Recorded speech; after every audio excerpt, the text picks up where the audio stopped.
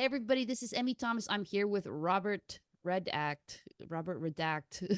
So it's nice to be here with you, Robert. I'm going to ask you the question that I ask everybody, which is, what is it like to be you? Well, I'm glad you asked that, Emily, because I've seen a few of your other interviews and kind of try to prepare a response for that. I mean, it feels confusing, uh, is how it feels to be me on one hand. Like, am I a nice guy, but just a little out of control because of brain damage, which might have started with my mother's beatings? My most vivid and early memory of her is smacking me in the head with a frying pan when I was 7. I'll get back to the brain damage here in a bit, but I mean, it's like I've got personality disorder, identity confusion. Am I a violent psychopath developing a conscience because of multiple brain injuries, or just the opposite? A nice guy acting out because of his brain damage? Or worse, if there is such a diagnosis, am I just an incorrigible asshole? You see, I mean, I've been trying to be a nice guy for over a decade now, and it barely works. I'm not out killing, raping, and pillaging, but sometimes I wish I were at least killing and pillaging. But, excuse me if I'm yelling, it's not all doom and gloom. It also feels good to be me, largely because I'm staying busy, busy, busy. I'm going to keep on fighting to be a nice guy, and I think I can help other people do the same thing by example. So, if you would, please read my book. I'm only going to sell it here for a moment. Memoir of a Repentant Psychopath to see how that works. Just read a few chapters a day. They're all short and entertaining, and probably sooner and later you'll find yourself in those pages too. Not per se, but as a fellow human being with behavioral challenges, according to your own work. Otherwise, I wouldn't allege that behavioral challenges to anybody that might get me smacked upside the head again. But a remarkable thing about my book, and this is still how it feels to be me. It just all ties together here. A remarkable thing about my book, Memoir of a Repentant Psychopath, is that it's dramatically appealing, in my opinion. Example of overcoming self-inflicted adversity.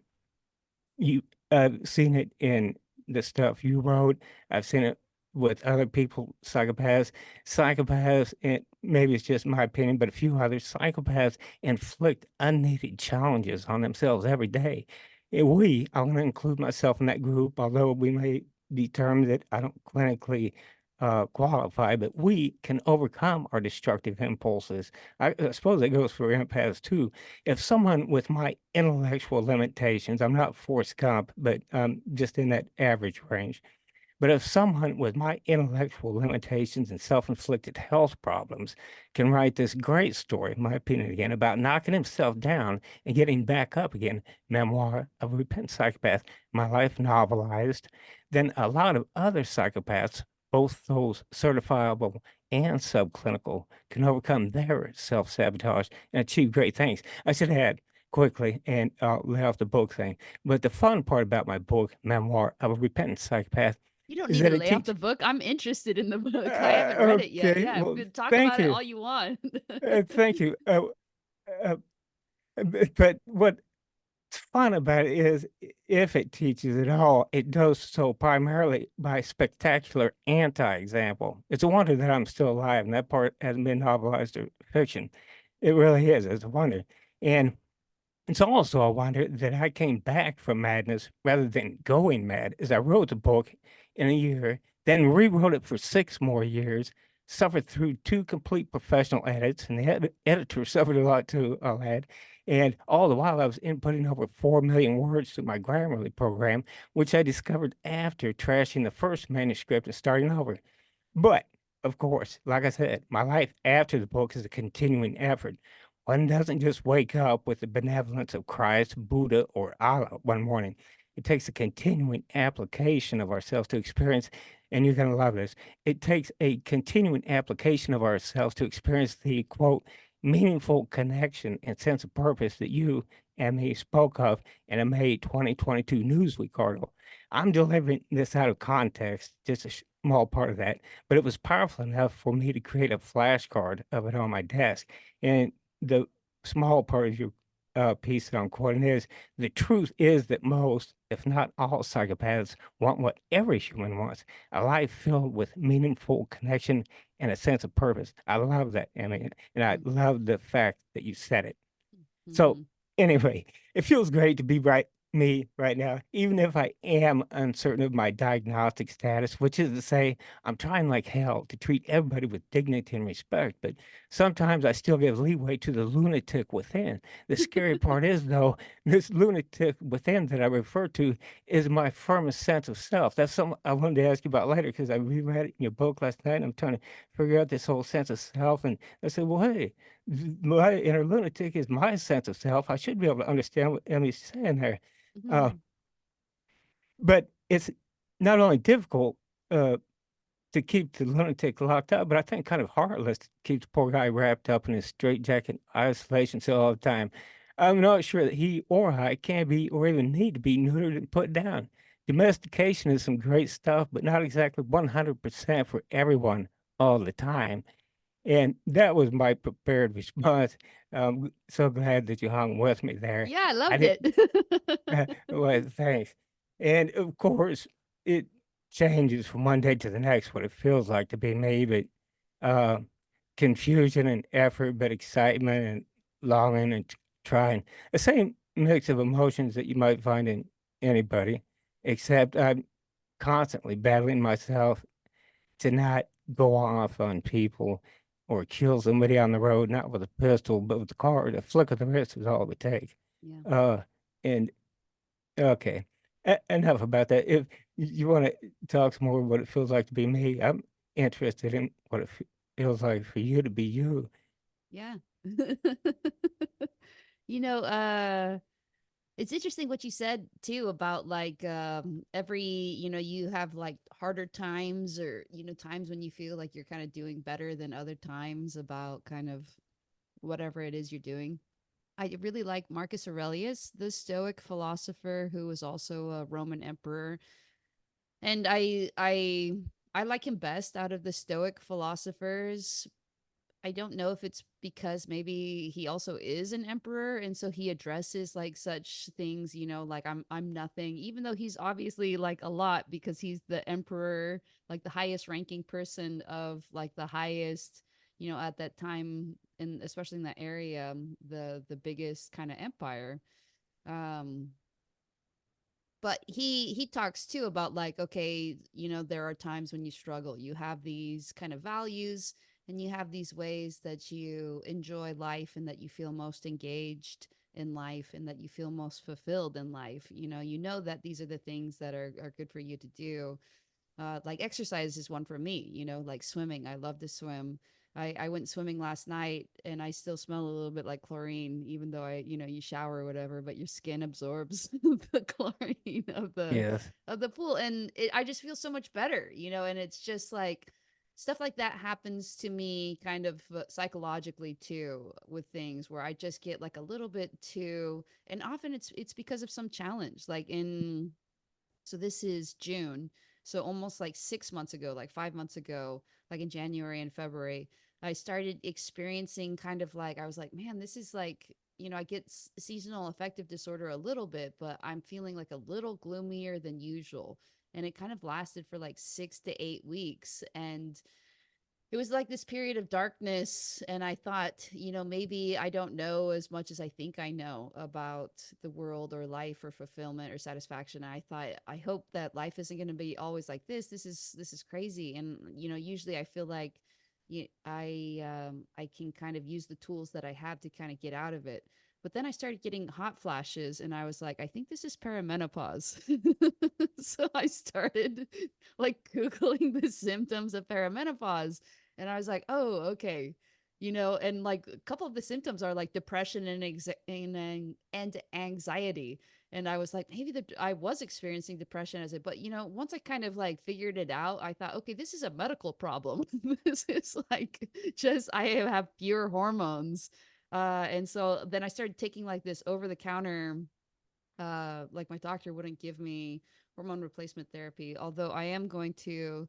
Then I talked to obstetrician, a gynecologist friend of mine, and she was like, you can just get on uh a low dose birth control. That's all birth control is. And like a doctor, you don't even have to talk to a doctor to get birth control in the United States. It's like an e-health, like you just go through and check things. So I'm like, okay, this is awesome.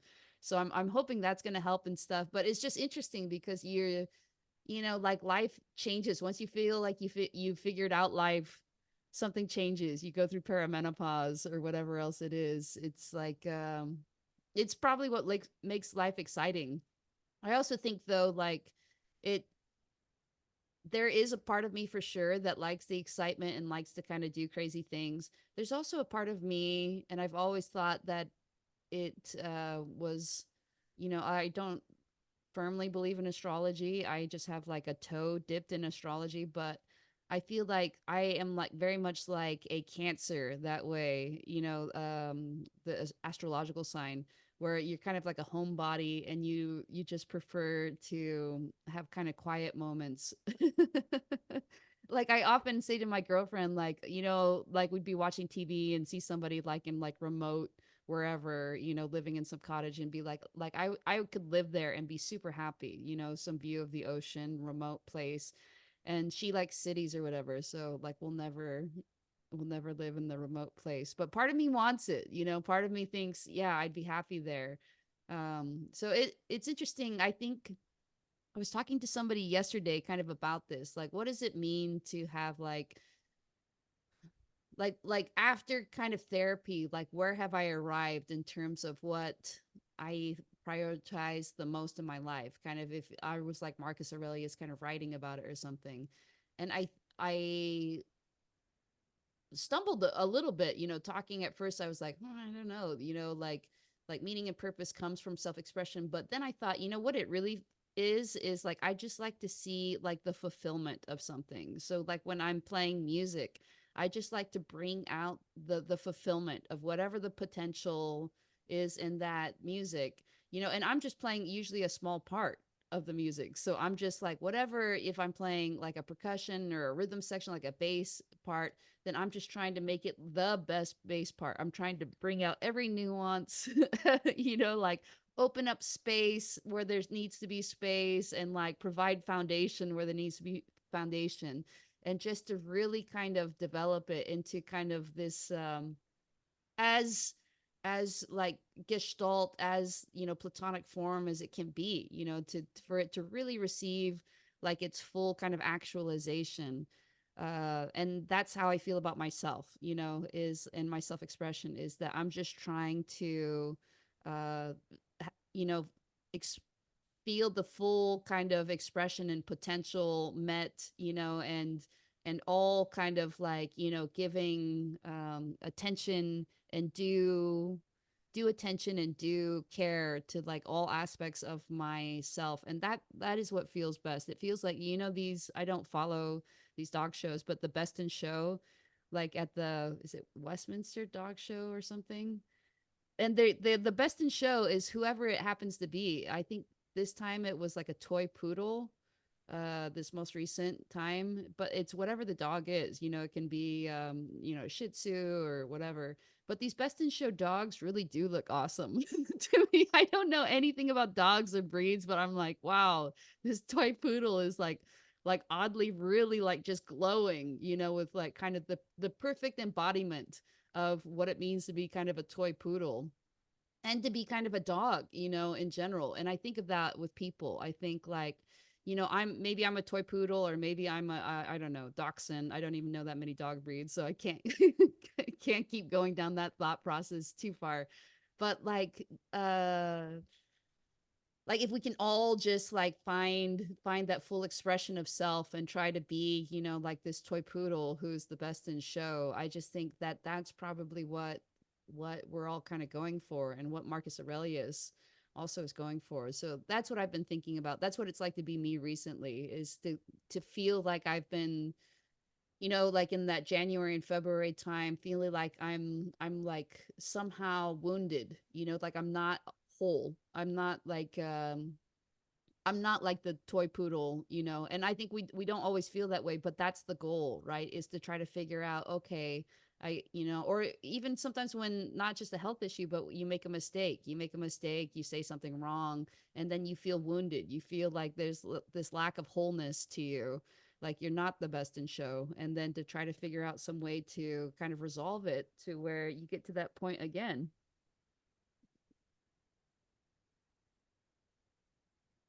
I thought of a couple of things while you were speaking I'm sure about you what it did because feels I like, talked for a really long time. So, that, what it feels like to be you, and a couple of them have already slipped my mind.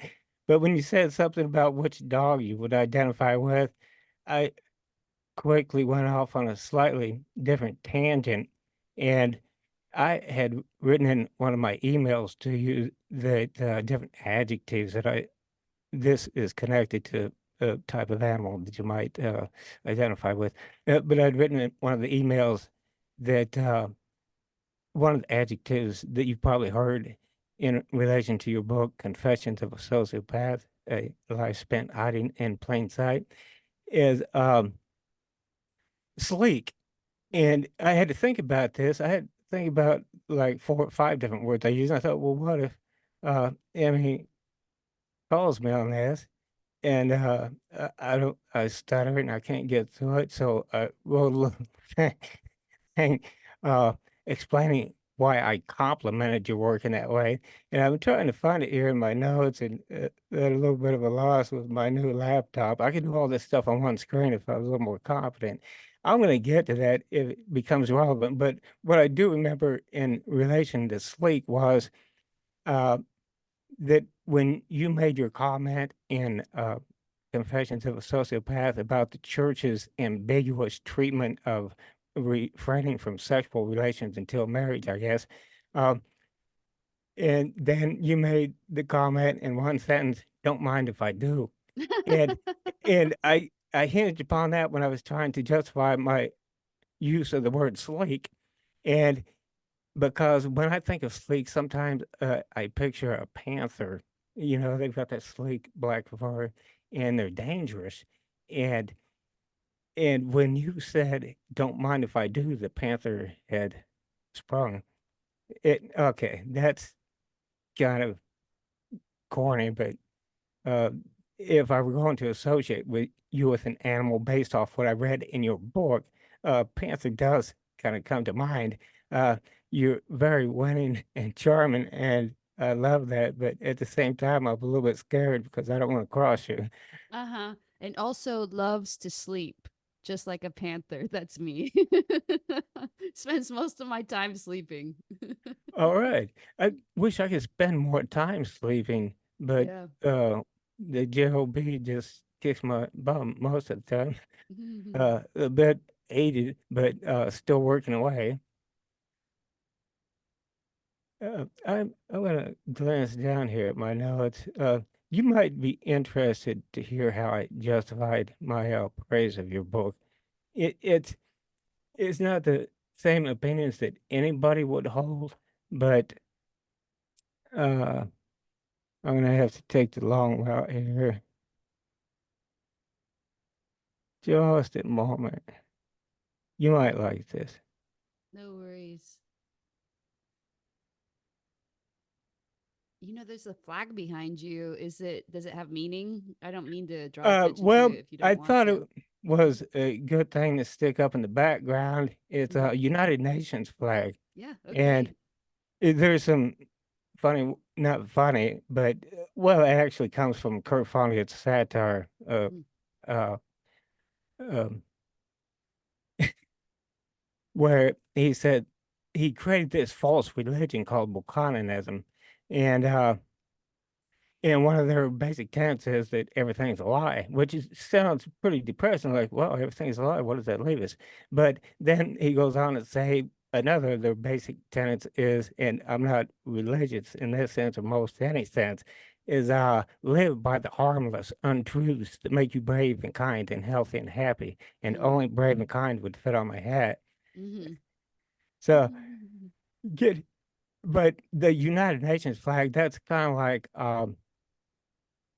people with personality disorders and the other group, the other side, not being the other sides. But I don't have any idea. I'm not well versed on the work that the United Nations does right now, how effective they are. It could be a highly controversial area, but I like what I think is the basic precept behind it, which is nations united. Now, Mr. Putin might firmly disagree, uh, and whoever's running China. Mm. Uh, but I thought United Nations, because another thing I said in our emails was if we could orient our conversations around psychopathy awareness, because I think that's part of your platform, uh, and uh, improving ourselves and never letting anyone destroy our will to live. Well, um, that all goes together with this world peace thing, or the at least hope for an enlightened planet. Uh, Yes. I Well, actually got back to where I wanted to be let's hear it. in my notes. Emmy, I praised your book, Confessions of a Sociopath, A Life Spent Hiding in Plain Sight. I read it when it came out, and then I read it again several weeks ago. And my whole life orientation as far as psychopaths or sociopaths is done quite a turnaround. I had been in a situation where I thought I'd been wronged by somebody, so I read all these books and I said, oh, "Okay, that's the monster group." But anyway, so when I read your book lately, having a little bit of insight on myself, which is a very rare characteristic. Hervey Cleckley, I was reviewing a little bit of his information, specific loss of insight. I got a little section marked. I was looking over here at a pile of books that I wish I had memorized. But uh, okay, anyways, so I praised your book, and maybe you just got too good of manners to call me on that and say, "Oh, this guy's full of so much crap. No, he doesn't even know how to write a good compliment." But I'm trying to back up the compliments.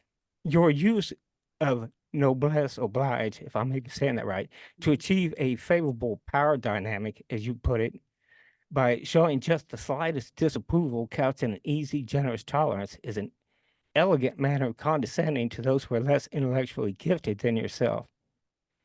Um, okay. Uh, I said some of your words, and I haven't reviewed this in a minute, but the word itself, noblesse oblige, is elegant.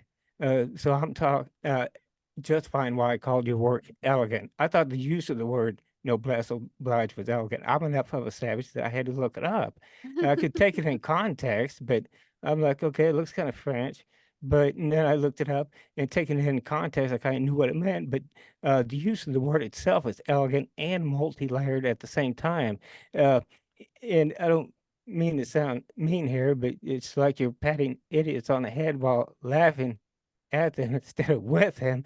And we, the idiots, for I am one too, love it and ask for more. Okay, so uh, I hope that's not what's called a backhanded compliment, because that would be. I don't want to say the S word. I don't want to start a bunch of cussing. It'd just be a bad idea.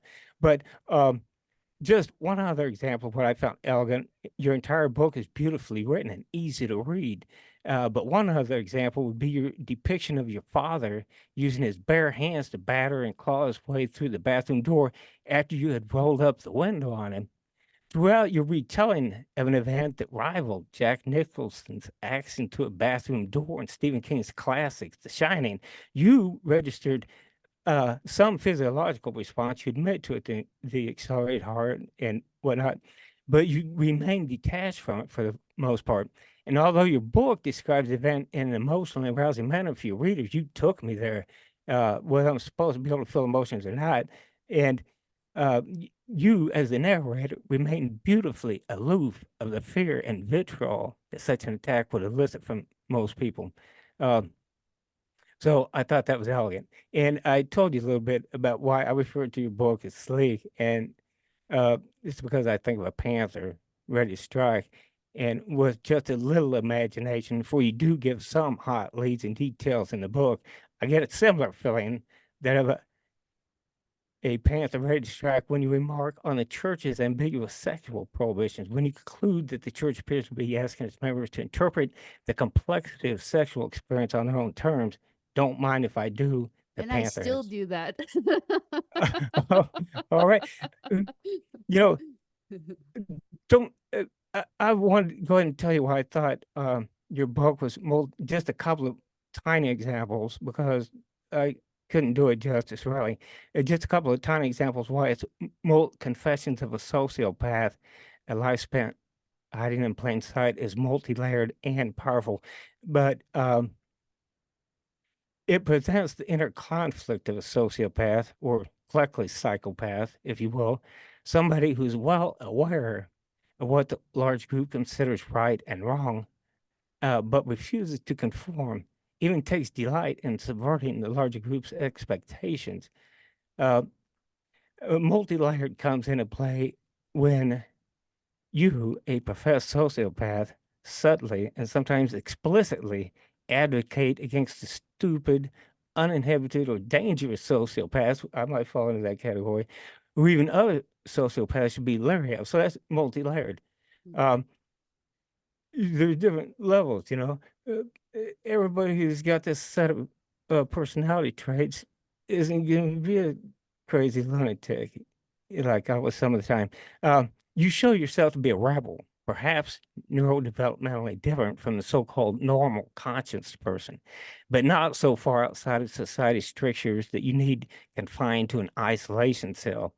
Uh, by showing us your personal experiences and your inner evaluations, you begin to alert us to the great range of psychopathic expression available in one human being. And when we multiply this times millions, you begin to see the futility of thinking that any of us knows all psychopaths because we have met one or even several.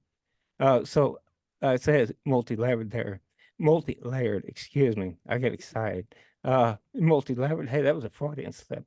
But it also, that's the power of Confessions of a Sociopath. You masterfully debunk the us and them mentality that would flag a cluster of personality traits as a monstrous, incurable disease. And once again, I'm justifying my praise of your book, just so you didn't think I was blowing smoke. Um, some personalities are painful enough that we wish they could be changed, and maybe they can. Some people among us carry out such monstrous deeds that we continue a centuries-old custom of boogeyman lore with some mixed truth mixed in here and there. Uh, but please, anyone listening, be careful what you accept as truth. Defend yourself for sure. Competition for resources causes people to do a whole lot of horrible things to each other, but don't contribute to the problem by burning anyone at the stake. Okay, that wasn't extremely well put together, but I wanted to say some good words about Confessions of a Sociopath, and there we go. Yeah. Did anything pop into your head while I was going on there? Yeah, so this is maybe this is an interesting thing, and maybe I will go back to and look when you're talking about my dad going through the door, the bathroom door, like pounding his fist through the door to make like a hole, and then putting his face in the door is like what happened. And the weirdest thing though is I forgot that that had happened. You know, like in my old age, like now I just forget things or whatever. And so as you were saying it, I was like, yeah, he did do that. I was like reliving it as you were saying it. So now I'm kind of like curious to like look at my face, you know, like, oh, what did my face look like when I was remembering that that happened? What a weird thing to do, you know, like, and I think this is what the book said, you know. I haven't reread the book or anything, and it's been a decade or something since I wrote it, but I think the book says something, you know, to the extent that when somebody is that angry, you know, he's trying to show his force, you know, his show of force is that like, no, there can be no barriers between us. Like, you are mine, you're an extension of me, I have complete control over you or something. But he's so kind of incensed, he has no control over himself, you know. He doesn't have control over me, he doesn't even have control over himself, you know. There's just like this like world of delusion that's happening with somebody who is doing those sorts of things.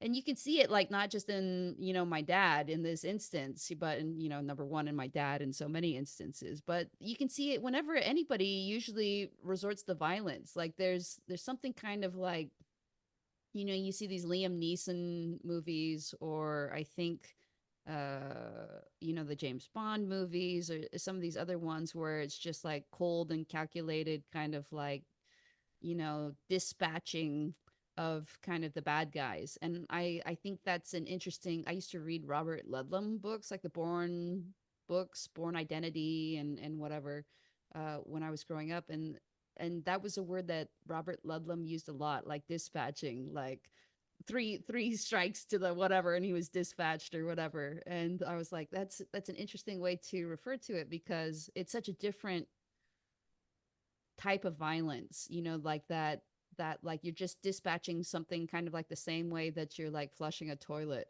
or you turn on the garbage disposal, which we have in the United States in our sinks, to just kind of like grind up all the stuff that's down in there, and then it gets, like the water flushes it down the drain basically, versus like this thing that is like you are so riled up about something. Like the word dispatch could never apply to it, because you are you've become kind of like the most cartoonish caricature version of you, as you're like tearing through a bathroom door to do what? To tell your daughter, she can't ignore what you're saying. Like what a weird thing to do. Like it's such a nuts thing to do. And I think it's also, to me, sometimes I am guilty of thinking like, is there really that much of a distinction between the personality disorders? Maybe there's almost zero distinction between them. But there is something, like, I do think both my dad and I are personality disordered, but like the way that we manifest it is really different. I think that like the things that he would be concerned about, for instance, just in life, and in, but also in like a therapeutical setting, if he ever wanted to get better or something, would just be so much different than the things that I would be concerned about, that it really makes me wonder, can there be like a one approach or something? But I still believe that it's there's like a certain one approach. Like there's a similarity that you can still treat no matter what, but it's just like I can't imagine living like that. But also kind of seeing the and this is something too that I learned something recently about, something super dark, like 10 out of 10 dark, like crazy, like nuts so dark, about one of my family members, like who's now dead. So like kind of like back in the chain or whatever of family members. And I just think like, how did this person like get to be the way that they are? Like to me, it's not like murder or anything like John Wayne Gacy, but it is like John Wayne Gacy-esque, where you're just like, how did you get to this point where you thought that this was like an okay thing to do or whatever, and other people kind of enabled you, and you just realize that there's just generations um of bad behavior, kind of like you just have inherited like all the sins of your fathers, all the sins of your grandfathers, your grandmothers, everybody, in a way that you're not culpable, but there's still your inheritance in like a weird way, that's another thing that I've been like grappling with since, like many months ago, is trying to kind of understand, and I'm sure I'm sure that there's more stuff that's out there for everybody. Like, it's kind of like with the DNA research that everybody's doing with like 23andMe, and I think, is it Ancestry or some of these other ones that are doing it, that where people are learning that their dad's not their dad. Like this happened to these people that I knew, like grew up with, like super close to, that the mom of this family, the mom of my friend, her dad's not her real dad. And it's because her parents went to like a fertility clinic, and the guy who was running the fertility clinic was just using his own sperm for everything. So she has like Oops. all these half siblings. It's like nuts. It's like the sort of stuff you see on like these like Hulu documentaries that they put together in a week or whatever. But it's like happening to people that you actually know. And you just think, well, if DNA has been able to kind of reveal that there's so much going on below the surface. Just things that are unknown and potentially unknowable. And DNA is like, actually, this is known or can be knowable. What else is there that, DNA can't necessarily touch or whatever, but there's just all this weird kind of history about what's going on. Yeah, so that's interesting. That's what I thought about when you said that is like, oh, I forgot that my dad tore through that bathroom door for no reason. For a reason that he thought was important. Like he had like and it was so weird too. After he did it, like the first thing he did was he went to because he was like an EMT. He loves to tell stories now too. I was an EMT. I was almost a medical doctor. Like he says that all the time, like maybe once a day or whatever. And so the So first he thing he did was go to like his kit, his EMT kit, and start patching up his own hand that had like punched through the door. I was like, what a weirdo. What a total he has disorders. Yeah. it did raise visions of Jack Nicholson Mhm. exiting through a door, though. Uh, Yeah. And Jack Nicholson was what in the movie? He was possessed by the ghosts or something. Like um, they were in a haunted.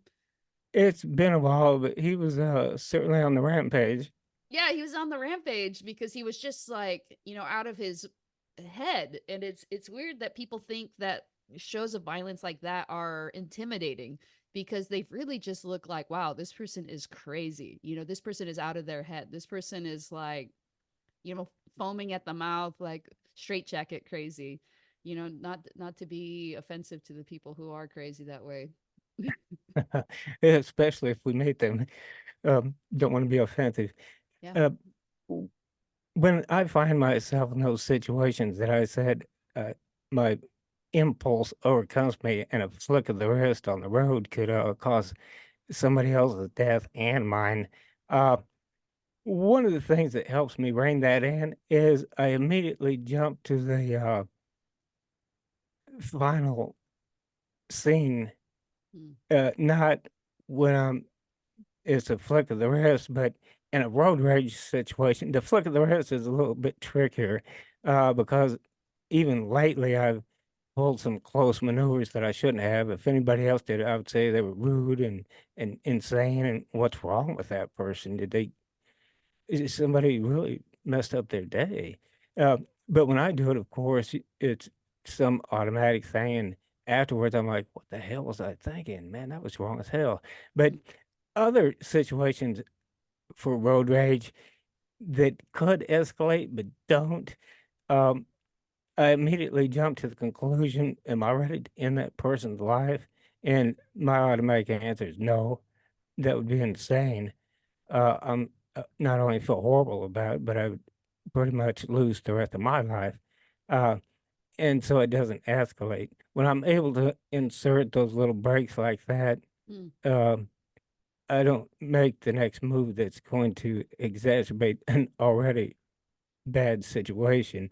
Uh, I You said in the book, I'm remembering that you did talk about your dad passing his hand up, and oh man, that must have messed him up. I mean, this isn't what you said, but I've broken my hands a lot, and on people's heads mostly. The human hand was not made to double up and punch a skull. Uh, do you act like you've got a little bit of experience in that? No, I mean, I think in my mind, I've like played. I don't know. I do have like in my mind, like I don't know if it's from dreams or something, but like a thought of like, okay, fist hitting like jaw or whatever.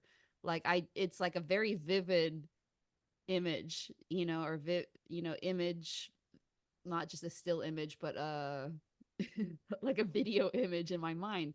And I wonder where I have this from. I don't have a memory of ever doing that, like just really just like like crunch of like fingers against jaw or something. Maybe it happened like when I was like littler or something, and it's like my memory now, it's funny. It's I just saw this like Jennifer Aniston commercial where she says, now when you learn something, you forget something else. and I felt seen. Well, that That is sucks Jennifer quite a bit. Aniston commercial. I was like, yeah, I do feel like how did I forget my dad going through the bathroom door? Like what a weird thing to forget. And a very easy thing to forget. It was traumatic, whether or not you reacted with a whole bunch of outward fear or not. Yeah. Yeah, I mean, you did say that you went and hid outside and got yourself, I think, a hammer Yeah. and was just ready in case you needed to defend yourself. But fortunately, some church members came over and calmed your dad down, and one of And your I'm like, brothers came why out. did somebody not call the police? I've now am like, call the police. In fact, I've done that in situations where The whole like, yeah, patriarchal I'm the one thing. that ends up being kind of like, oh, okay, like now we're interested in you. And I just don't care. I'm like, if the police feel like I'm a person of interest or something, I will just call the police. I don't care. I am totally, what do we say, not outcome oriented. I'm totally process oriented. If somebody has, like, become like the slightest bit violent now. And that's actually one thing that I kind of learned from my dad, oddly, is he would see anything kind of weird on the freeway or the road, and he would just immediately call 911. And now I do it too. And I probably do it not that frequently, but like once every 6 months, like once in Los Angeles driving like on the 101, which if you know in Los Angeles is like the worst freeway. It's super old and doesn't have good shoulders or whatever. I saw a homeless person walking like on the edge of the freeway, like there's hardly any room, and stumbling and walking into traffic, and I was like, okay, I'm calling 911 on this That guy. would be a Like this is the conscientious thing to do. yeah. And so now I just kind of I do that for everything now, where I'm just like, you know what? If somebody wants to kind of act like this, I'm not going to be the one responding. It's going to be the first responders. Like, why am I the first responder? No, it's just going to be the first responders. That's their job, is to show up and kind of deal with people who are having a hard time.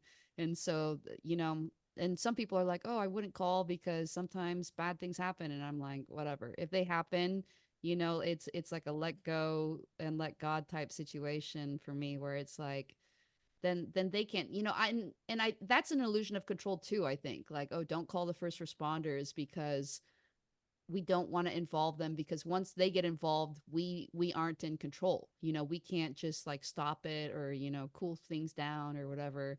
And I think you're not in control if you're in a situation like that. Just, you're not in control anyways. And so what is this illusion of control that if we just like keep it quiet? I also think too, and this is like, I have anger about this family members that have like done this bad thing. How many generations back was that? You It's said like it close was. enough that I knew them. I knew them. I Oh had a wow! relationship with them. Yeah. So it wasn't And there in are the other remote past. ancestors further back that are Oh my worse. God! Like Or when you were a I don't know, vulnerable worse or child. whatever, but like probably, that it's not like yeah. So these yeah, I have anger about it, and I just think, how did the cops not get called for some of this sort of stuff? How did people just collude with whatever was happening? And so I think that's where I am too, where I'm just like, nope, everything has to like get like brought up to the light. There's no benefit in living like a half life.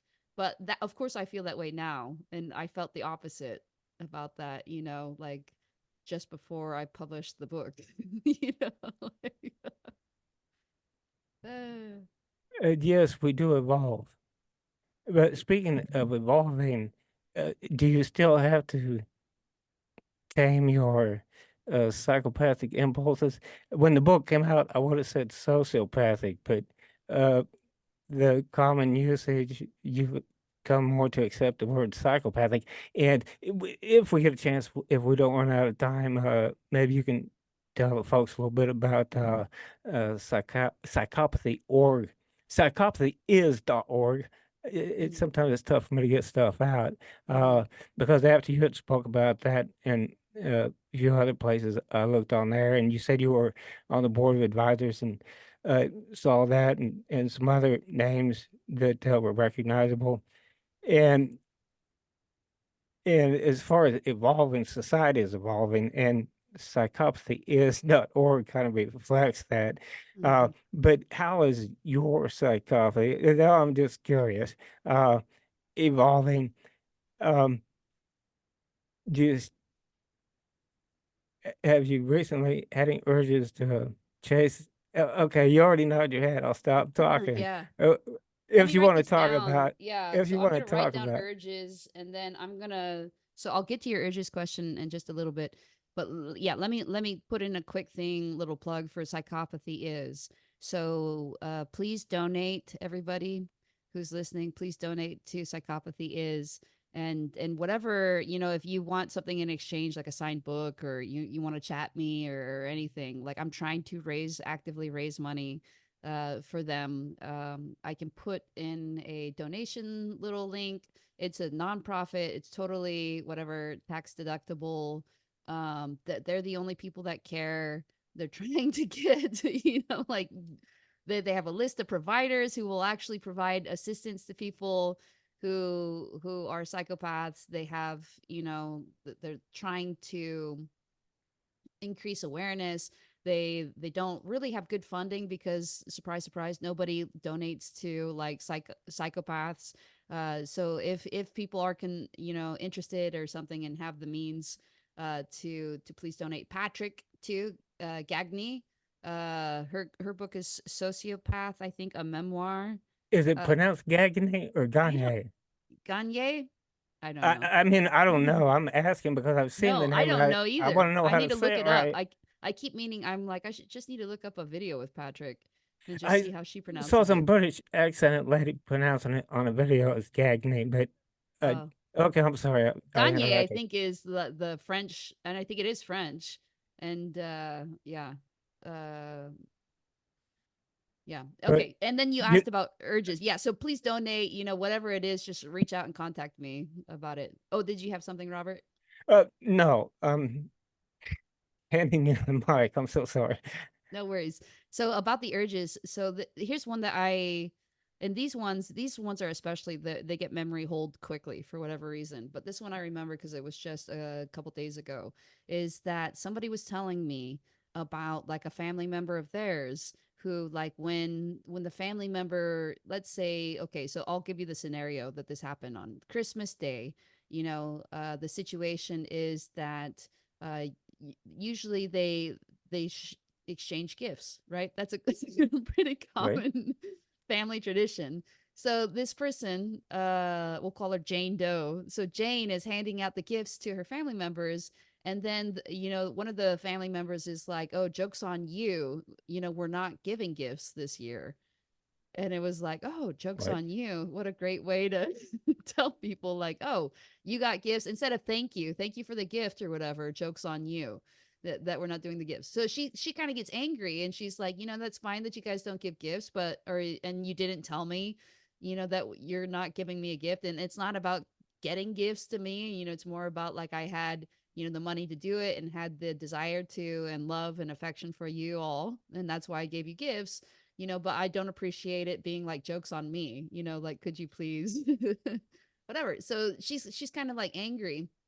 And then in retaliation, one of her family members, kind of because she's angry, not super angry, it's not like Christmas is ruined type anger or whatever, but the family member, and she demonstrated it to me, would, like, walk past you, but not, like, look you in the eye or at all, like, completely ignore you, but also, like, like, shove the shoulder into you, as they're passing by, as if it's like, "Oh, I don't even see you," but still, like, this aggressive shoulder thing. And when she did it to me, I was like, and maybe that's where this image of, like, my fist meeting somebody's jaw has seemed, like, particularly vivid to me recently. I thought it would be impulsive. It would be like, I don't know that I wouldn't have, like, done, I probably would have um hit or pushed or something, somebody who did that to me, and it would be, like, very lizard brain, like, in my mind it wouldn't be like, "Oh, that person has wronged me, and now I have to respond in kind." It wouldn't be like that would be the thought, but, like, when she did it to me, I was like, just so flooded with adrenaline, and she was even just demonstrating it, but I just thought, I don't know how I would respond in a situation like that. The And shoulder check that was from the woman who, give me, correct me if I'm wrong, from the lady that said the joke's on you. No, it was another family member. So Wow, Jane, that whole no, family yeah, yeah, get yeah, together yeah. was kind of, I dangerous. know. I know. And so Jane was upset, and like another family member to kind of, and the other family member, what the retribution was is just like, you shouldn't have been angry about the jokes on you comment. That was kind of the logic, is like, oh, you got upset by something, you should have just laughed and just like pretended to laugh or something instead. And instead you got angry and said, I don't appreciate you saying that, because all I have tried to do is just give you a gift, and now you have said the jokes on me. So instead of just like moving on and whatever, glossing things over, she said, hey, I don't appreciate that. And not like really angry, but just kind of like, yeah, I don't appreciate that. Jokes on you. Comment.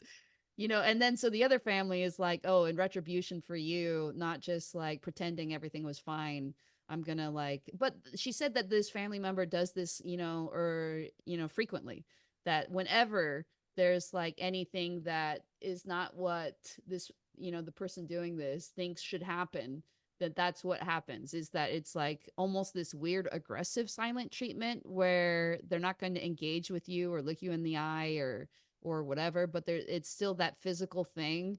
And I too think that I am particularly susceptible to something like that, because I know that that being disregarded, that feeling of being disregarded and having my personhood disregarded, is a huge trigger for me. And that's in fact like what the gray rage is kind of rooted in, is like this sense that somebody is going to kind of like assert authority over me, that where they don't have any actual authority over me. And that feels like it's kind of like disregarding my personhood. That's the thing that's like where I'm like, I will not take this anymore. So that is my biggest trigger kind of urge to like these psychopathic impulses. Have I actually done these things? No, and I don't know why. If it's because part of me thinks that if I was male and I had testosterone, especially now that I'm experiencing perimenopause, and I understand, very physically and personally how much hormones have to do with like the way that we feel and think, like our even conception of who we are. I think that from what I have heard about testosterone and the effects in the body, that like I would be a lot more violent if I had been male. That's just my kind of assumption. Like I really would have like hit somebody. I may have even hit the person who was doing it just to demonstrate to me what had happened to her. Do you think that some women, well, I mean, it's likely that some women have much higher levels of testosterone than other women, and do you think maybe this group of women is more responsible for some of the female violence that does happen? I mean, it kind of Yes. makes sense. I've To thought me that about makes that. sense. I, my wife has passed away, but we had a lot of violent history, and she didn't look like a hairy person because she kept herself groomed, but being her husband, I knew the lengths that she had to go to remove hair. And of course, she told me about it. It wasn't like it was just a big secret. We were married for quite a long time, and just based off uh, her having to shave her legs more often or whatever, even like a little bit of facial hair. I didn't ever see her mustache on her, but when I see ladies with mustache, that kind of amazes me. But anyways, I didn't see a mustache on my wife, late wife. Uh, but I think just based off that one thing, she might have had a high level of testosterone, and she was inclined to violence. Um, Kinda going off course here, though I'd ask you about whether or not you had any impulses, and but you made the remark that maybe if you were a guy, you would have followed through because hormones Mm, have such a big, or such a huge factor in our behavior. I think that's where psychopathy study, and maybe I'm just not current on it.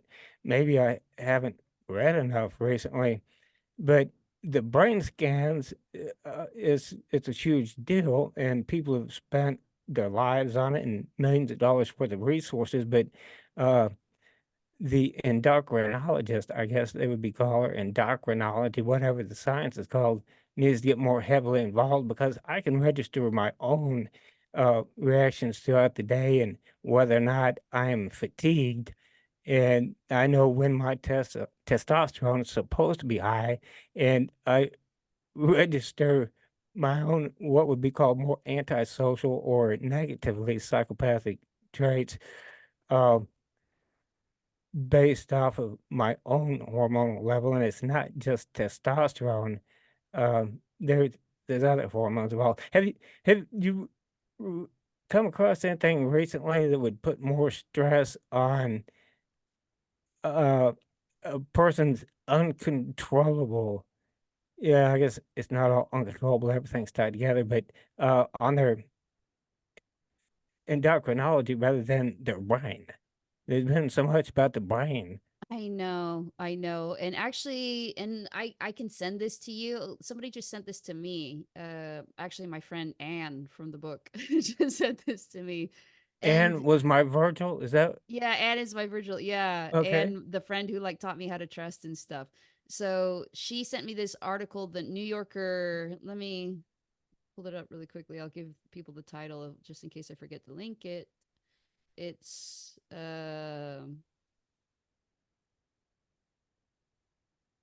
so it's called Why We're Turning Psychiatric Labels into Identities. And it's written by, I think, Manveer Singh, an anthropology professor for UC Davis, PhD, Harvard, writing a book on shamanism. Interesting.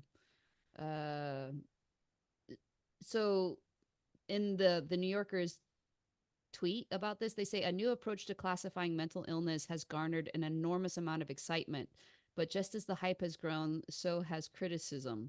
Now I haven't like finished reading this or whatever, but the part that I have read so far, I keep meaning to get to it, is that he talks about the DSM, which I believe started in the early 80s, maybe is what he said. So decades ago now, like 4 decades easily ago.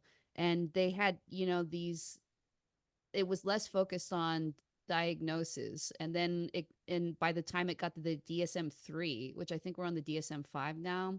So the DSM, the Diagnostic and Statistic Manual of Disorders or something.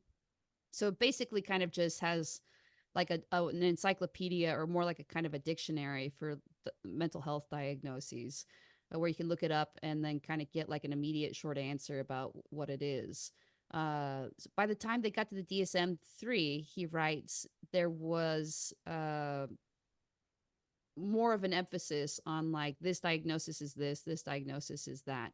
And he said that at the time there was this belief that the diagnoses, and this was part of the kind of the let's say philosophy behind the people who were doing the DSM, that they thought that all these diagnoses would be verified and kind of validated via like brain scans, genetics, because all of this stuff was just kind of happening, uh, you know, in the 80s and 90s. All this stuff was like, oh, brain scans. We can finally brain scan people. We can finally, the mapping the human genome the first time took forever. And now we can like spit and send it in the mail and get it mapped personally or whatever. And that nothing has really tracked the DSM, that no brain scan. And I thought this was really interesting because, as you have said, some people have really devoted their life and millions of dollars to brain scans. And I guess apparently that you can see that there's mental unwellness in like brain scans, and there's certain genes that are associated with mental unwellness, but they're not associated with a particular diagnosis. I thought that was super interesting. Like there's not been that validation that the DSM writers thought was going to happen. And I do think too, like it's, Ozempic is basically a hormone too, right? It's weird that we are just, and good for these endocrinologists who deal with hormones. I feel like it's their time to shine, because it's like, wow, hormones are nuts, right?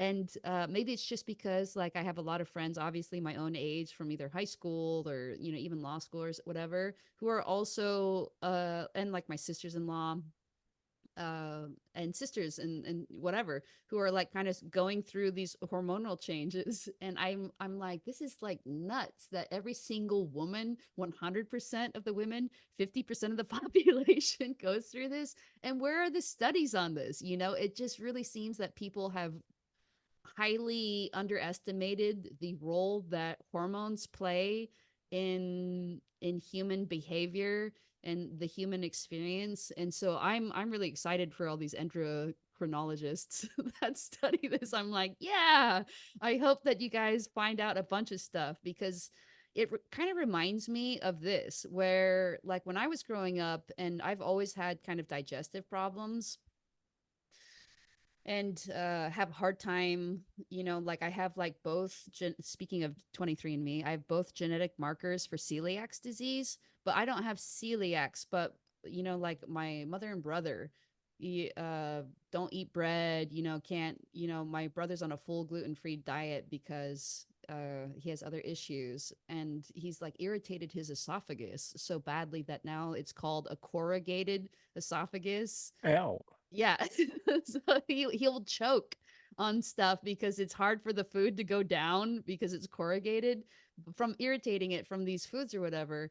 So I always kind of knew like I can only eat certain types of foods. I have to kind of be careful about the foods without kind of really knowing what it was. And now we know that there are more cells in our body that aren't us, that are not us, than there are cells in our body that are us. And that's how prominent, Well, that's scary. yeah, our Uh, microbiome is in our body. But it's like when I was growing up, or even in my teen years, even in my 20s, nobody talked about that. It's only been in like the past 10 to 15 years that it seems like we finally kind of have acknowledged that that's just like really true.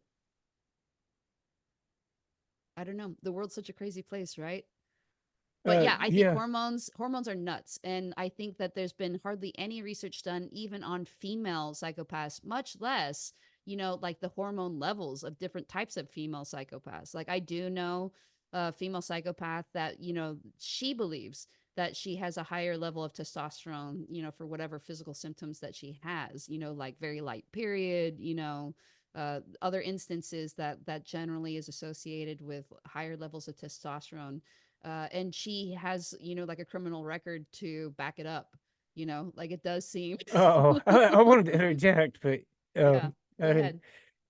ahead. Well, when you said the criminal record to back it up, that was the part I was interested in. Yeah, How much she had acted out and actually, um, whether or not the testosterone was a possible trigger it seems like there. it. And They're just anecdotes, but was it reactive violence or what do they call it? Instrumental. Uh, er, so instrumental, it was planned out. It yeah. reactive, you get mad and punch somebody. Yeah, I'm trying to think. And I think both, I mean, one for sure was reactive, and that was the worst. And then one of them kind of was a little instrumental, a little reactive in that. And it was like as a teenager, one of her friends had been kind of physically assaulted. Like a guy had, another high schooler had kind of felt her up, had like, groped her. And then she beat him up after school. Ouch. So is that instrumental or But reactive? what I don't age know. was she at the time? For some reason, I get stuck on details. She was like, what age was she? Yeah. She would have been in high school, so like 16 or Okay. 17. I Yeah. mean, it wouldn't make that much difference, but I just try to She get a didn't get whole in picture. trouble. Okay, so that one is a funny one because she like she told me that she still got arrested for it, and that a Did bunch she of use a people. weapon? No. Uh, And I don't know just why she got arrested. Somebody must have called the cops. She's younger too, so it's like in the era of where people do call the cops. And so she was in the like a holding cell or something, and she's like a bunch of people kept coming in, and she wondered why they kept coming in. And then one of them told her it's because there was like a rumor going on through the police department, like, oh, you have to go see holding cell 6.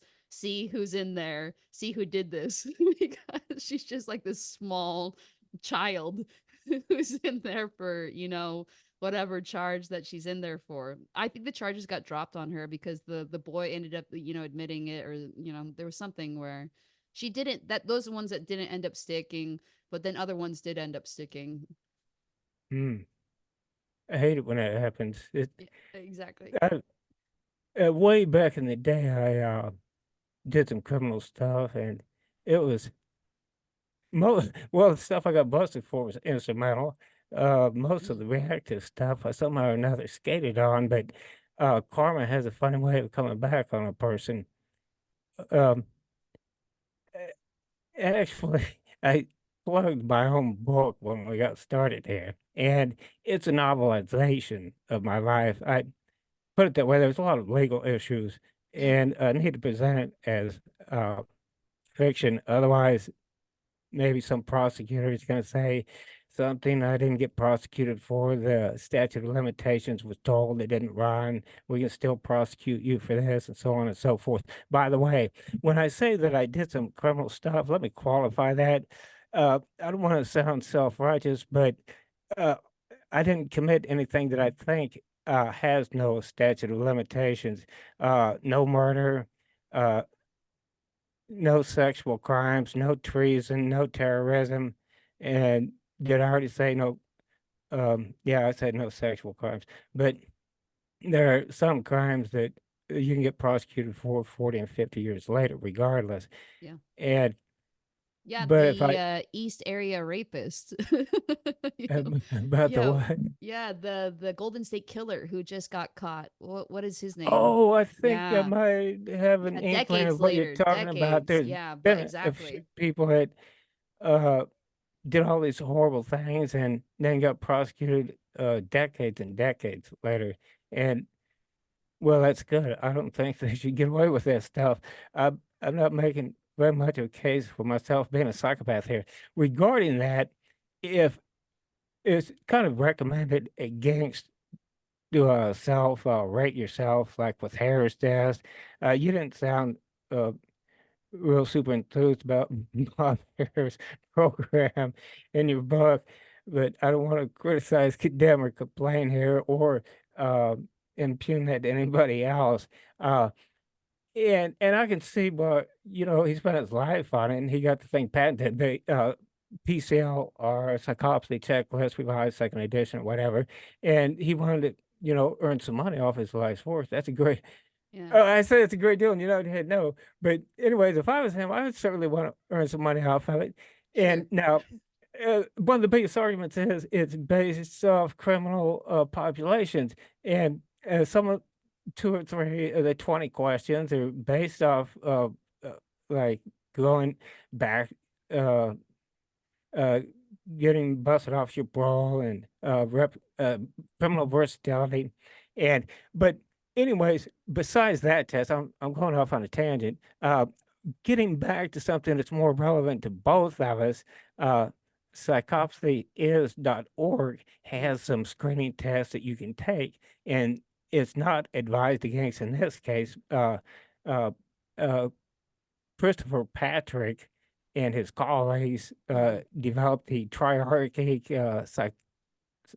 psychopath model test, I might not be saying that just right. And it was a screening test, and I took the screening test based off how I feel about myself now, and I rated pretty low. I wasn't at risk, and but then I have extensive knowledge of my own past, and I think I uh, a lot more honest with myself about how I used to think, although I could still be delusional. Uh, and so I took the test based off how I think that I felt and acted.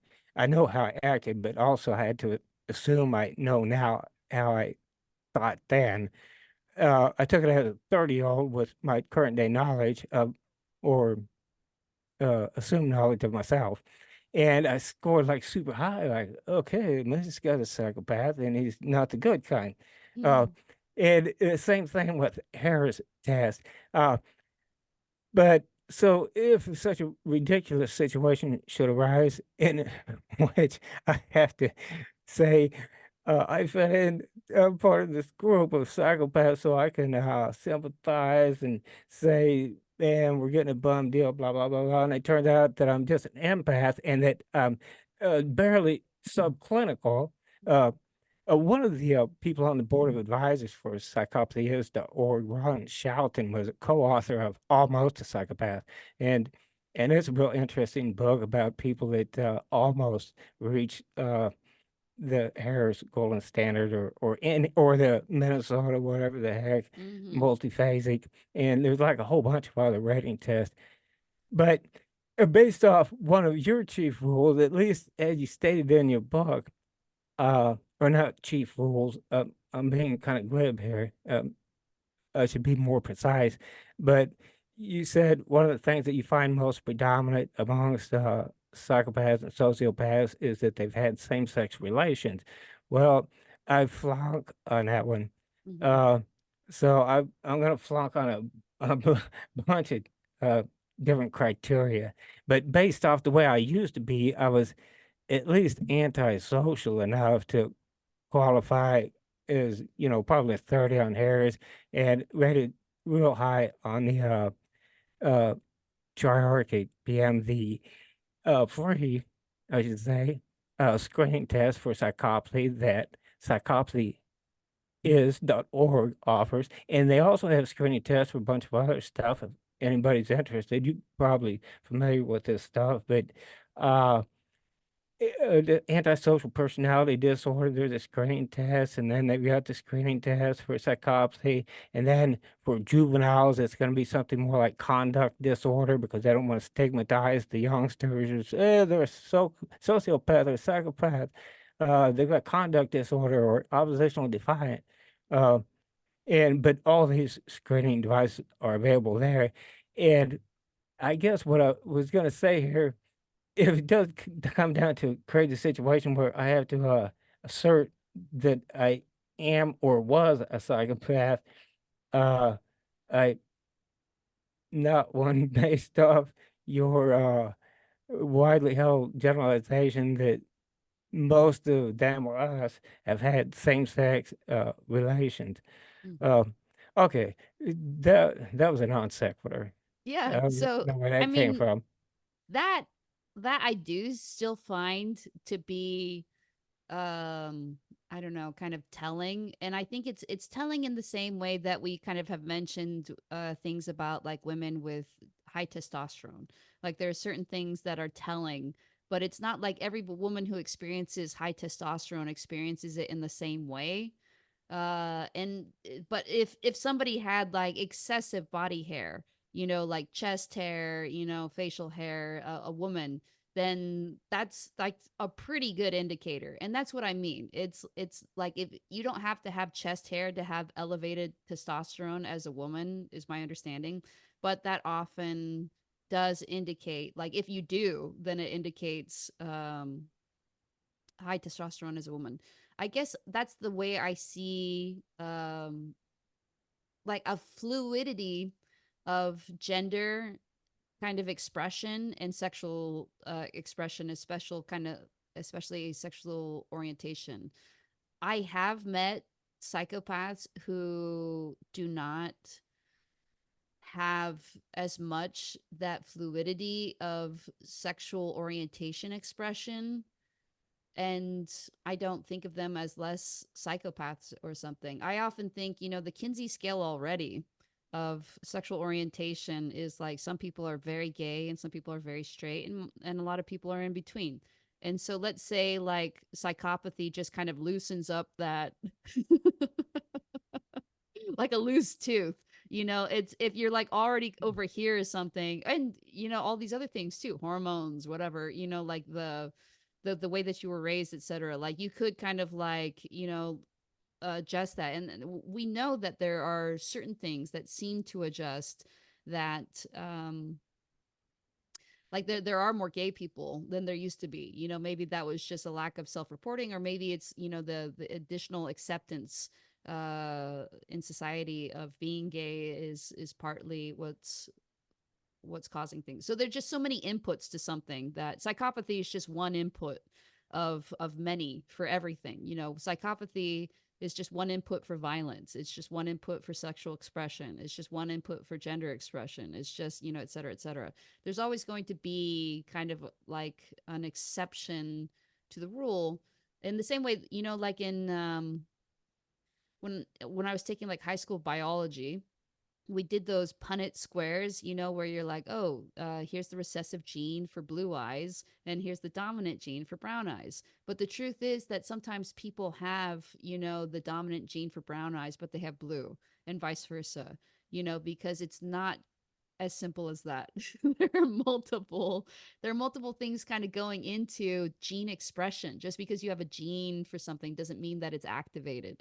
Is something that we've kind of come to learn, and we're not really sure why that is, or how it gets activated, or could it ever get deactivated, or all these different things that we don't really understand. So I think that there's kind of similar things going on where it's just a very complex process. Like I think that often, to kind of illustrate why I think that, often like to have fluidity of sexual orientation expression, like to have like same sex kind of relationships, suggests like a lack of socialization in a way. It suggests like a lack of caring what other people think. It suggests a lack of kind of a stability. Not that all bisexual people are not stable in their sexual expression, but it kind of suggests that there may be, like fluidity in general with your identity suggests to me often psychopathy. I'm looking Or at the very the, least a personality disorder. to my right for the name of an author, Julia Shaw. Is that it? Uh, I she don't. wrote Julia Evil. Shaw. Yeah, she wrote Evil and something else, but she's got a PhD in psychology and all that stuff. And it relates to what you're saying. She says in her book, she uses the F word. I'm not just going to say it huge and out loud here. I'm going to try not to slip up, Uh-huh. Uh-huh. But she used the F word once in her book, but otherwise she's strictly professional and enlightening and interesting. And anyways, I won't grab the book, but she says she comes out as liking girls and boys, not like kids, but men and Yeah. women, male and Yeah. female, Yeah. sexually. Uh, and she says that some people are just jealous because she got the combo package. And I think that kind of describes what you're saying about fluidity and non-socialization, Yeah. uh, not being stuck under society's thumb as far as the expectations. I figure I would just socialize to be sexually attracted to women, but I don't know. It's pretty damn powerful. Uh, I haven't seen any guys have been sexually attracted, but hey. Anyways, combo package was one a way that another professional, accomplished lady described the phenomenon. Yeah. Nice. I in one of my emails, I had said, a possible topic for discussion, and I wanted to read one of my prepared responses because I felt like I totally butchered my compliments of your book. My cadence was off and everything else. I should have briefed myself on that and known how to say it. I'll repeat it, just a synopsis of it. Uh, Confessions of a Sociopath, life spent hiding in plain sight, is elegant, powerful, sleek, and multi-layered. And I won't butcher with how I tried to explain that. If a person went into the book and reached into their intuitive side, they would probably, well, depending on one time, I didn't think that, but anybody who appreciates things for what they are, it'd probably come to the same conclusion. But I felt like I butchered that prepared statement. And I've got another prepared statement. Where we at? Why victims latch on to psychopaths as a monster group. Hmm. And this isn't going to take a long time, but I think it goes along the lines of psychopathy education, and it's something I can speak about because I did it. I told you that I had a change in thinking that at one time I was like, Oh yeah, condemn all of the psychopaths and sociopaths. These are real evil people. You wrote in the very end of your book that there's websites out there that says, "Watch out for these people. People don't like them. Here's all the red flags and so on and so forth." And I've actually got a little bit of a blog myself that is edging right up to that, and I'm kind of shifting orientation. I'm trying to get smarter, but anyways. My little write up. Let's go ahead and grant that a significant number of people are horribly abused by other people. This could include drugging, beating, stabbing, shooting, defrauding or stealing from, intimidating, deceiving in love, or falsely accusing someone of heinous crimes, to name a few. Now, although these myriad forms of humans abusing one another are perpetrated by all genders, ages, and walks of life, some of the perpetrators do qualify as psychopaths. And perhaps, and this is just my opinion, but I think it's a huge issue. There is a trend in the United States, at least, and maybe in other places, for people who feel they've been viciously taken advantage of to label their harmer as a psychopath, sociopath, narcissist, and some other names, but in short, to label their perpetrator as a heartless monster. The label of psychopath comes up almost automatically for these hurt people.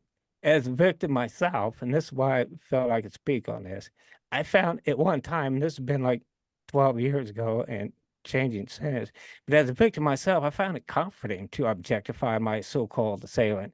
I say so-called because I need to qualify everything I say with a measure of doubt, if I'm going to be honest with myself. It's a long story, but anyway, how could I have been deceived by my wife, even drugged, enabling obscene liberties to be taken upon my person for decades, unless she was a real life succubus, or by today's convenient metric, a psychopathic monster? It was very comforting to see all the prestigious psychiatrists, psychologists, and other mental health professionals and researchers say, sure, we got it. We've got 80 gazillion research papers, mobile brain scan labs running from coast to coast, and electrodes out the gazoo to prove that this class of unrepairable deviants can do anything, anything at all, without the slightest peep from inside. They can microwave their babies, force people to eat feces and wash it down with Drano, and re-stab the eye holes of their victims after allowing the empty sockets to scab over for a few weeks, and all with a smile. Are those So, real sure, stories? Beating feces and washing it down with Drano? actually, let me reach over here. Yeah. And the eye socket Actually, ones? I'm curious about this. in Markham Stone's The New Evil, he wrote he's a MD and a psychiatrist. He Mhm. wrote, this is just full of horrible crime. If you read it, you're going to feel horrible afterwards. But I was Okay. studying stuff. Sorry, Dr. Michael Stone. He was on TV for a while with this special. And but this are those true stories. There's a story in here about somebody who microwaved their baby. I don't Yeah. know if they were I classified knew as a about the psychopath. microwave baby one. I thought that person was crazy though. Uh, Probably so, but people would still come up with psychopath, like, Hmm.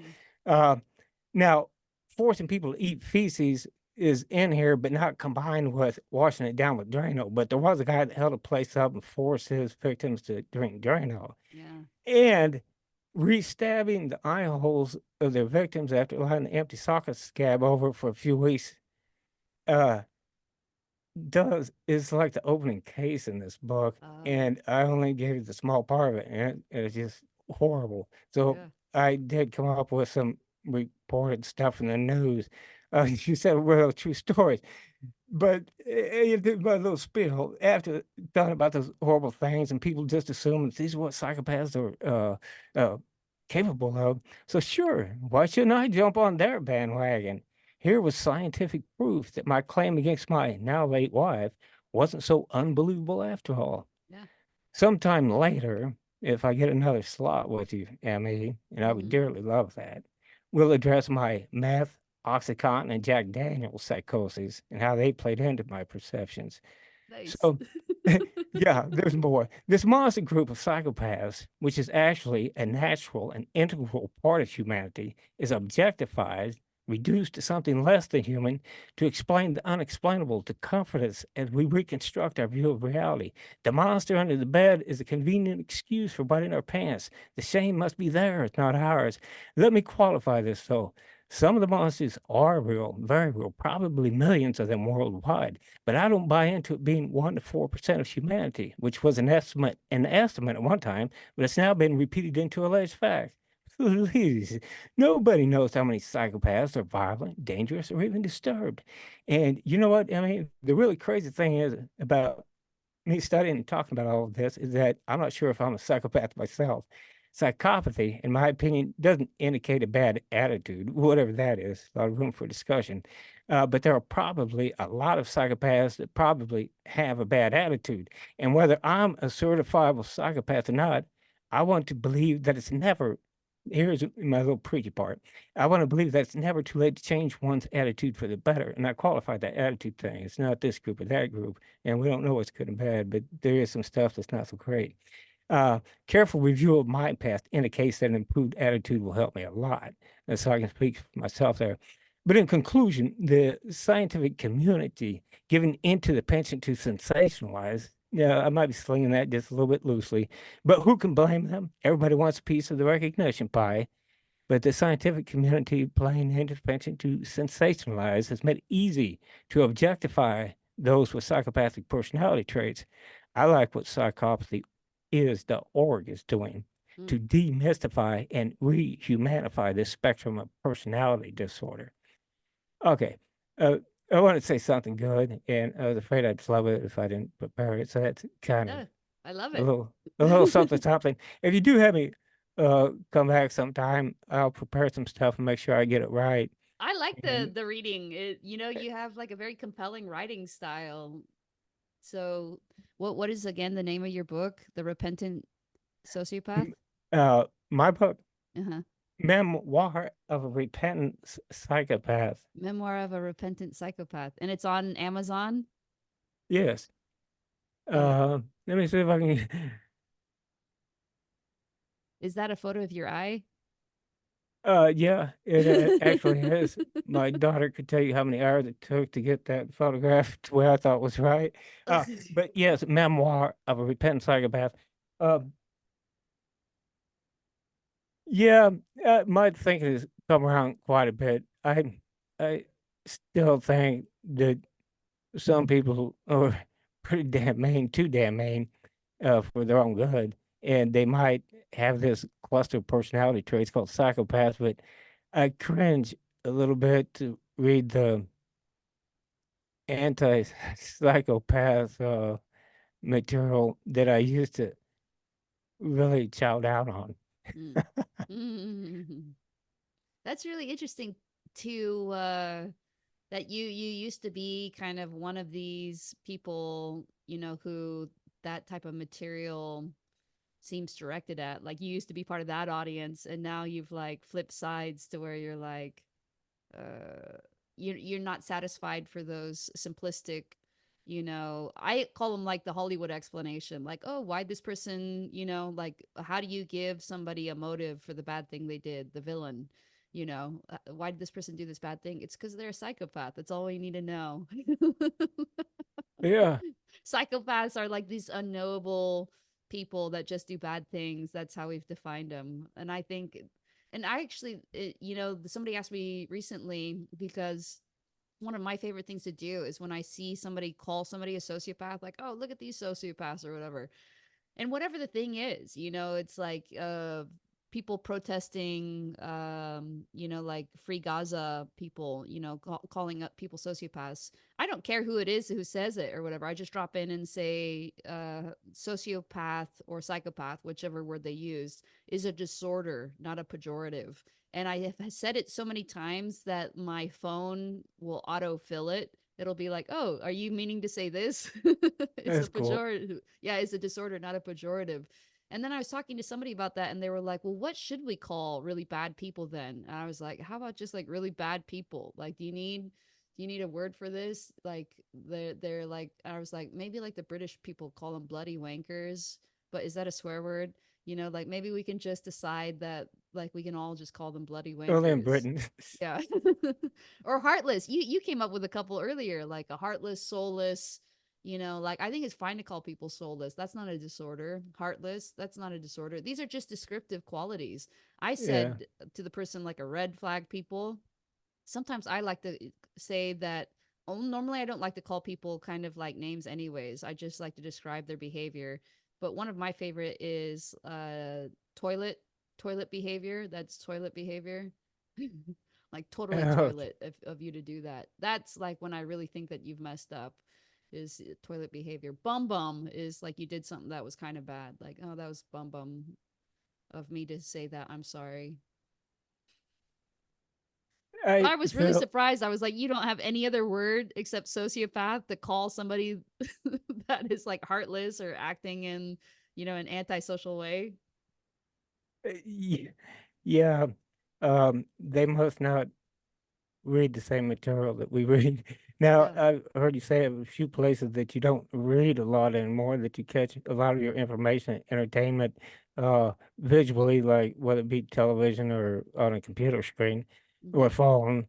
Uh, but it's obvious that you come across a lot of the same information that I came across. And although I said earlier in this interview that um, I would be afraid to cross you because although you're very amicable and charming, uh, I, the person intelligent enough to squash me underneath, underneath your charm. Uh, I, despite the fact that I said I was a little bit scared in that because I just don't want to be this dumb guy that does something stupid here and just poof, in whichever manner you can poof somebody, and but I feel a lot safer with you than I do with a lot of those other authors that I read, the ones who with the torches and the pitchforks and It's and the butane lighters. Yeah, it's terrible because and some of these people are like comma PhD. They are researchers and I think it's like this is I hope something that in a decade or two we'll look back on and think like this was pseudoscience. Like we can't believe that we believe these people, because they're calling psychopaths, literally calling them monsters, or without a conscience is the Robert Hare book. Yes, And what's his subtitle? It's so funny. I I've actually got it right over here. Yeah. The disturbing world of the psychopaths among us. You got Oh, a much better memory than me. That's no, I it. just looked it up. Oh, you It's got like, faster fingers than me too. yeah, exactly. And then all these kind of Robert Hare, like kind of acolytes or whatever. Like I special like we've been talking a lot about like these people with mobile brain scan units, like Kent Keel or whatever. Like I'm glad to see these people's stuff being discredited.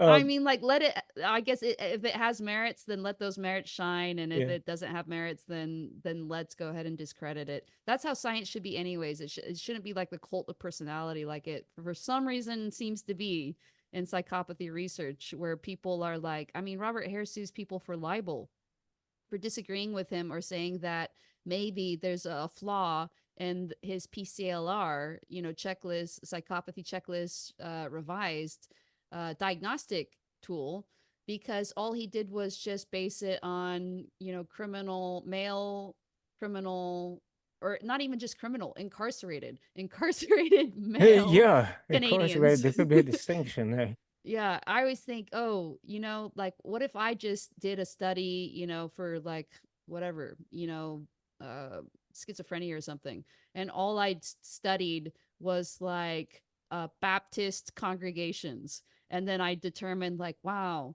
they all have like a religiosity, like they all have like the same religious beliefs that must be associated with the schizophrenia. I, while It's so while you're so stupid. on the subject of the somewhat un I'm gonna qualify it, the what might be the unreliable nature of some of these so-called scientifically proven studies. Yeah. Uh Do you remember anything? You probably read at least portions of Hervey Cleckley's Mask of Sanity. Yeah. I He has an entertaining, old-fashioned, I don't know what you would call it, but he had a way of s writing and speaking that was intriguing, and I don't think he was nearly as, stilted, we'll say. I don't think he put as nearly a, uneven spin on it as Robert Hare did. I He agree. Cleckley's stuff is kind of timeless, and I think partly it was because it did seem like there was no spin.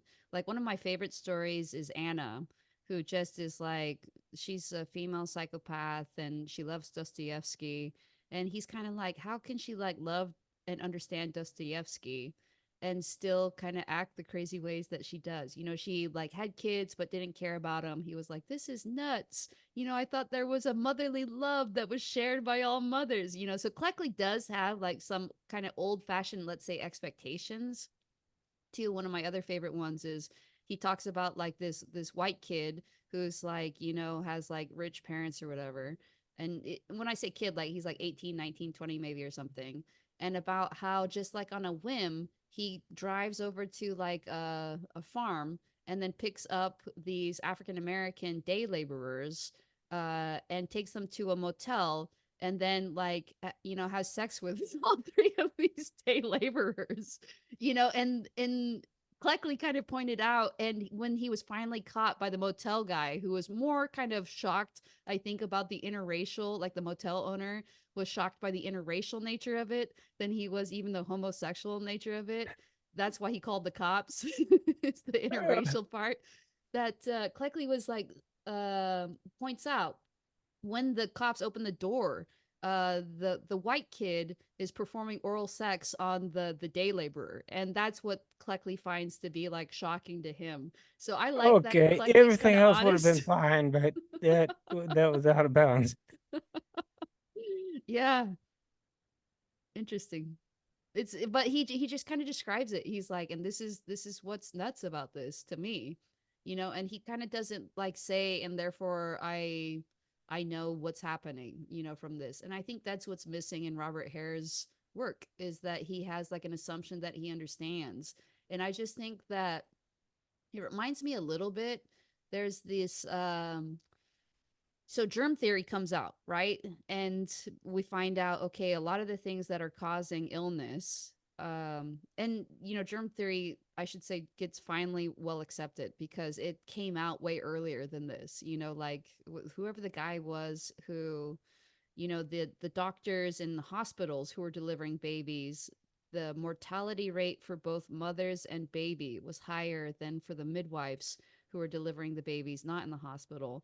And he came up with a theory that it was because doctors in hospitals were performing um, not autopsies, but were like learning from corpses. You know, they were like dissecting, I think is the word, corpses, and then they'd go from the corpse to deliver the baby without washing their hands. And Oof. so then they were introducing all these germs. And so that was his theory, is that there must be something about the corpse, interaction with the corpse, that's causing the death of the women in the hospitals. And he was like never listened to. And it's like one of these like shocking sad things. You wonder how many women and children, babies, were needlessly killed by people just who knew that they already knew, you know, like there couldn't be like little germ things that we can't see. That's ridiculous. That sounds like somebody who's insane. So we're just not going to believe it. But then when germ theory came out, some people took it to like maybe almost the opposite lengths. This guy who I learned about him from the TV show The Nick, Knick, like Knickerbocker. Uh, and what he did is he thought, okay, if germs are causing physical ailments, then they must be causing mental illness as well.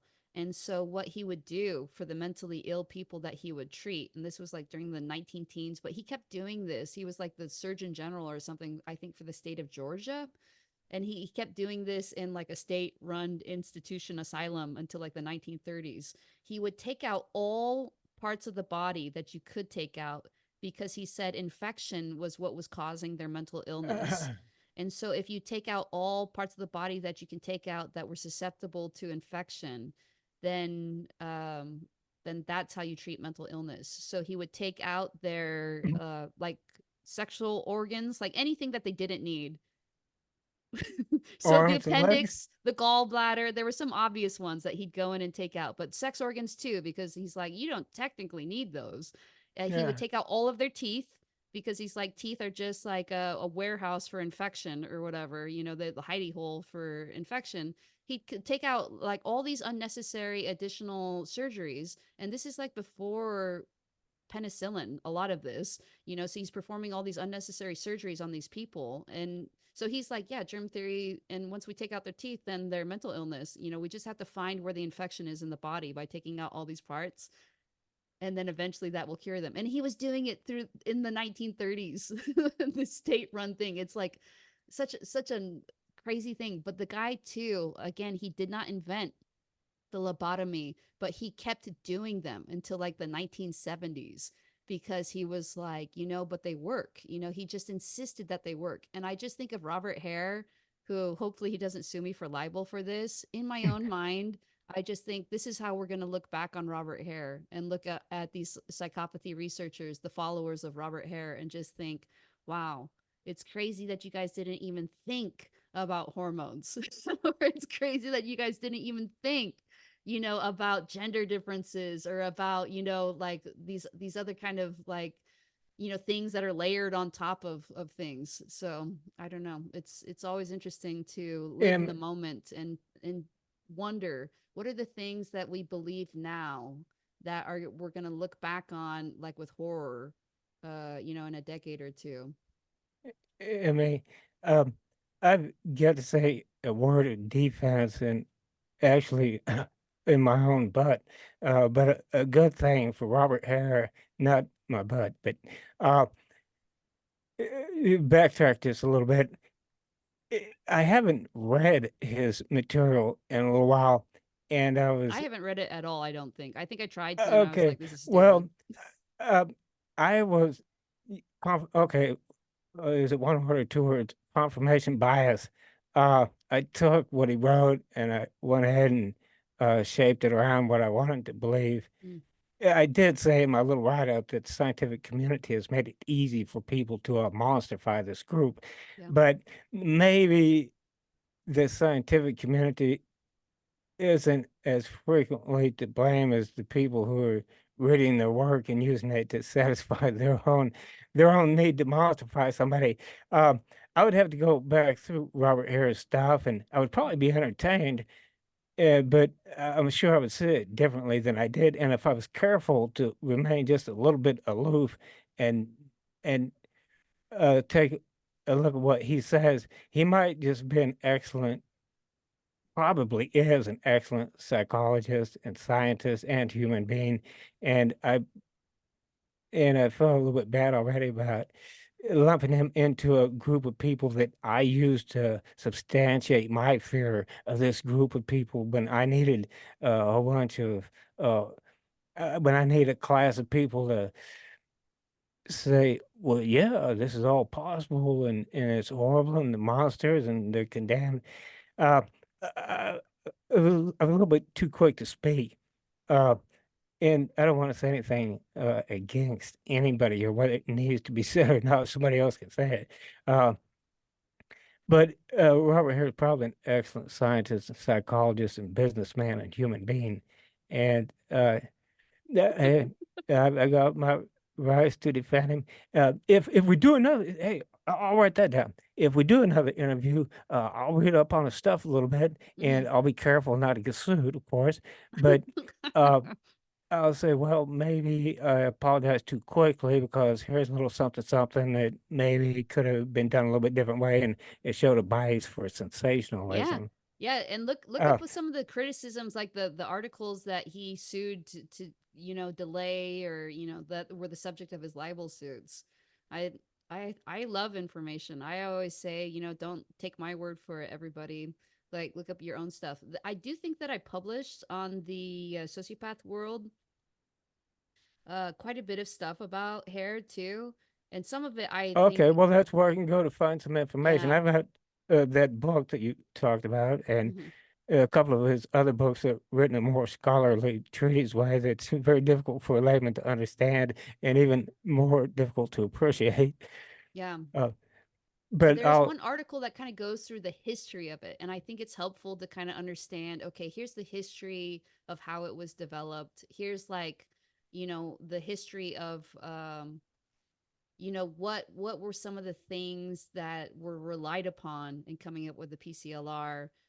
Even kind of some of the stories that he tells about in the, I think, Without a Conscience, his book, where he was tricked by a inmate, that he was like charmed and tricked by this person, is what he says. That this inmate was like, really charming, and he got along really well with him, and that the inmate worked at the mechanic shop in the prison, and that Robert had his personal car serviced at the mechanic shop in the prison, and that it was for a long trip that he was going to go on with him and his family or something. And that he started, I hope this is like accurate, hope I don't get sued. I'm pretty sure I'm paraphrasing from memory. That Robert started driving, and then, like far away from the prison, but also kind of close. He had some sort of mechanical failure, like a brake failure or whatever. And then Robert surmised, or kind of intuited, or assumed that it was the mechanic who had worked on his car had intentionally uh, done something to the car to sabotage it. And so, even though he had trusted this inmate who was very charming, he realized, okay, this is a psychopath now, and there's nothing that I could have trusted. And he tricked me, and he tried to kill me and potentially my family. So I've talked to psychopaths before. One who I think is deceased, because she has stopped replying to my emails, so I just assume she's deceased. But her whole yeah. thing was like, Robert Hare had this, narcissistic injury as a result of the inmate trying to sabotage the car.